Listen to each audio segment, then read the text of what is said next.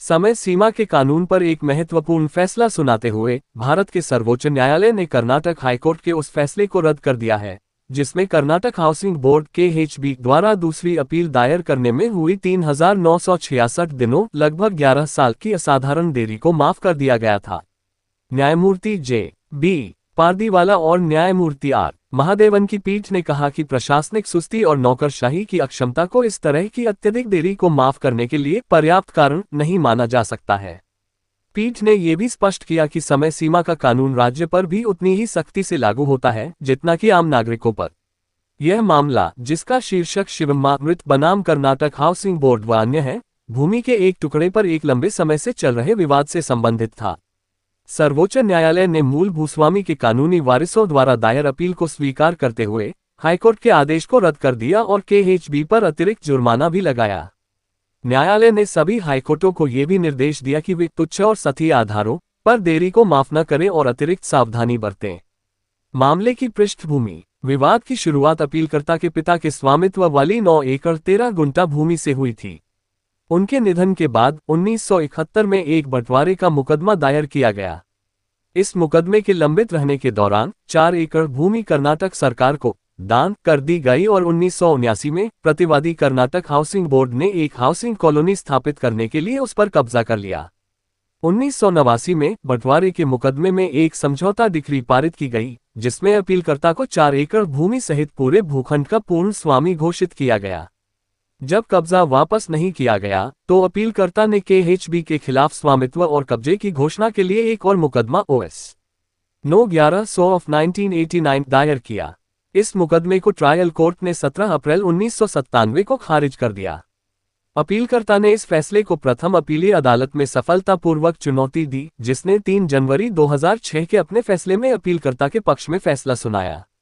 हालांकि ये देखते हुए कि भूमि पर पहले ही काफी निर्माण हो चुका था, अदालत ने राहत को संशोधित करते हुए कब्जा देने से इनकार कर दिया और इसके बजाय KHB को मुआवजा देने का निर्देश दिया। जब KHB ने डिक्री पर कोई कार्रवाई नहीं की तो अपीलकर्ता ने 20 जनवरी 2011 को निष्पादन कार्यवाही शुरू की। इसके बाद 14 फरवरी 2017 को यानी 3,966 दिनों की देरी के बाद KHB ने हाईकोर्ट के समक्ष देरी माफी की अर्जी के साथ एक नियमित द्वितीय अपील दायर की। हाईकोर्ट ने 21 मार्च 2017 के अपने आदेश के माध्यम से इस अर्जी को स्वीकार कर लिया, जिसके बाद मूल भूस्वामी के कानूनी वारिसों ने सर्वोच्च न्यायालय का रुख किया। पक्षकारों की दलीलें: अपीलकर्ता ने तर्क दिया कि KHB इस भारी देरी के लिए कोई पर्याप्त कारण प्रदर्शित करने में विफल रहा। उनके वकील ने बताया कि बोर्ड की निष्क्रियता के लिए कोई स्पष्टीकरण नहीं दिया गया, खासकर अप्रैल 2011 में निष्पादन कार्यवाही का नोटिस मिलने के बाद भी। उन्होंने मणिबेन देवराज शाह बनाम बृहन्मुंबई नगर निगम जैसे फैसलों का हवाला दिया, जिसमें सर्वोच्च न्यायालय ने माना था कि राज्य के अधिकारियों की पूर्ण सुस्ती या घोर लापरवाही के लिए कोई रियायत नहीं दी जा सकती। प्रतिवादी KHB की ओर से वरिष्ठ अधिवक्ता सुश्री किरण सूरी ने दलील दी कि एक अपीलीय अदालत को निचली अदालत द्वारा देरी माफी में उपयोग की गई विवेकाधीन शक्ति में सामान्य रूप से हस्तक्षेप नहीं करना चाहिए। उन्होंने तर्क दिया कि जब मूल न्याय और तकनीकी विचार आमने सामने हो तो पहले वाले को प्राथमिकता मिलनी चाहिए, खासकर जब इसमें सार्वजनिक हित शामिल हो। KHB ने दावा किया कि ये देरी उसके अधिकारियों की जानबूझकर की गई लापरवाही के कारण हुई, जिनके खिलाफ अनुशासनात्मक कार्रवाई शुरू की जा चुकी है, और ऐसी चूकों के लिए सरकारी उपक्रम को जिम्मेदार नहीं ठहराया जाना चाहिए। सुप्रीम कोर्ट का विश्लेषण: सर्वोच्च न्यायालय ने परिसीमा अधिनियम 1963 की धारा 5 का व्यापक विश्लेषण किया, जो आवेदक द्वारा पर्याप्त कारण दिखाने पर निर्धारित अवधि के विस्तार की अनुमति देता है।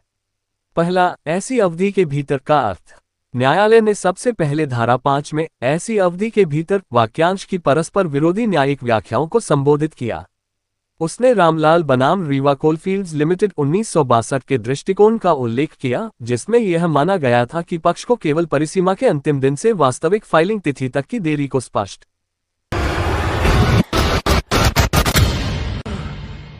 भगवान द्वारकाधीश के दर्शन लाभ से सभी मनोकामनाएं पूर्ण होती है।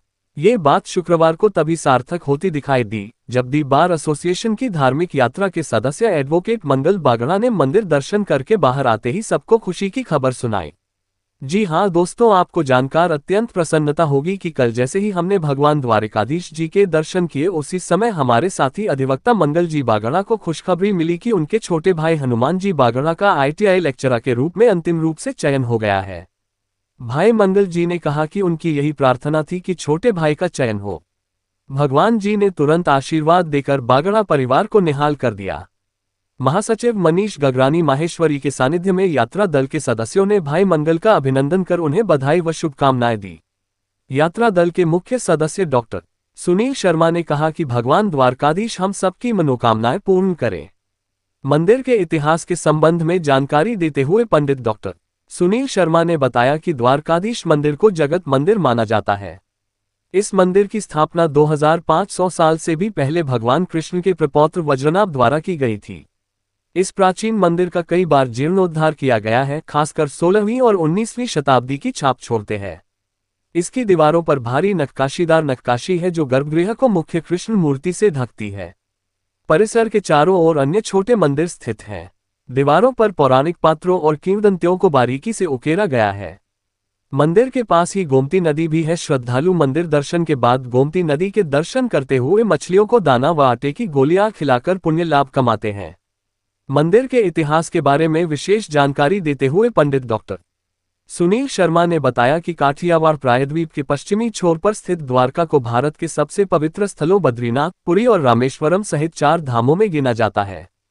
ऐसा माना जाता है कि भगवान कृष्ण इस शहर का निर्माण करने के लिए उत्तर प्रदेश के ब्रज से यहाँ आए थे। इस मंदिर की स्थापना उनके पौत्र ने की थी। ये गोमती नदी और अरब सागर के संगम पर स्थित है, जो इस आध्यात्मिक स्थल को एक मनोरम पृष्ठभूमि प्रदान करता है।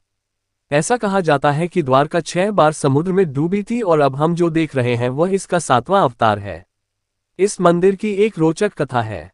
मूल संरचना को महमूद बेगड़ा ने 1472 में नष्ट कर दिया था और बाद में 15वीं-16वीं शताब्दी में इसका पुनर्निर्माण किया गया था। 8वीं शताब्दी के हिंदू धर्मशास्त्री और दार्शनिक आदि शंकराचार्य ने भी इसका सम्मान किया था। दी बार एसोसिएशन जयपुर की धार्मिक यात्रा के 120 धर्मप्रेमियों ने यात्रा के दूसरे दिन शुक्रवार को भगवान द्वारिकाधीश के विशेष दर्शन कर भगवान का आशीर्वाद लिया और संपूर्ण जगत की मंगल कामना की। जय बोलो द्वारिकाधीश की। आज मानसरोवर स्थित श्री दादूदयाल स्पोर्ट्स एरिना में राजस्थान हाई कोर्ट के अधिवक्ताओं की क्रिकेट प्रतियोगिता के साथ रंगारंग गानों का प्रोग्राम आयोजित किया गया। इस कार्यक्रम में राजस्थान हाईकोर्ट के जस्टिस संजीव प्रकाश शर्मा, जस्टिस अनिल उपमान व जस्टिस मनीष जी तथा मेयर सौम्या गुर्जर ने कार्यक्रमों की शोभा बढ़ाई। प्रतियोगिता के मुख्य संयोजक अधिवक्ता अंशुमान सक्सेना ने बताया कि इस प्रतियोगिता में प्रदेश के अधिवक्ताओं की 36 टीमों ने हिस्सा लिया। सह संयोजक अधिवक्ता अतुल सक्सेना ने बताया कि अदालतों में कानून की धाराओं से जूझने वाले अधिवक्ताओं ने बैट और बॉल के साथ अपना हुनर दिखाया व सांस्कृतिक प्रोग्राम में भी अपना हुनर दिखाया। दिन भर चली इस प्रतियोगिता में अधिवक्ताओं के साथ साथ जजों व ज्येष्ठ अधिवक्ताओं ने भी जोश के साथ हिस्सा लिया। आगंतुक लगभग 1500 अधिवक्ताओं ने इस प्रतियोगिता में सम्मिलित हो प्रतियोगी अधिवक्ताओं का हौसला बढ़ाया। इस प्रतियोगिता की संयोजक टीम में अधिवक्ता गौरव आचार्य, अधिवक्ता राजेश कला, अधिवक्ता विनायक जोशी, अधिवक्ता अनिल सिमरिया, अधिवक्ता मोहन चौधरी, अधिवक्ता सुधीर जैन व अधिवक्ता शीला हेरवानी के अलावा कई अधिवक्ताओं ने भरपूर सहयोग किया। अंत में सुप्रीम कोर्ट अधिवक्ता व बार काउंसिल के को-ऑप्टेड मेंबर डॉक्टर विनय कांत सक्सेना ने सभी प्रतियोगियों, कलाकारों व मेहमानों को धन्यवाद ज्ञापित किया।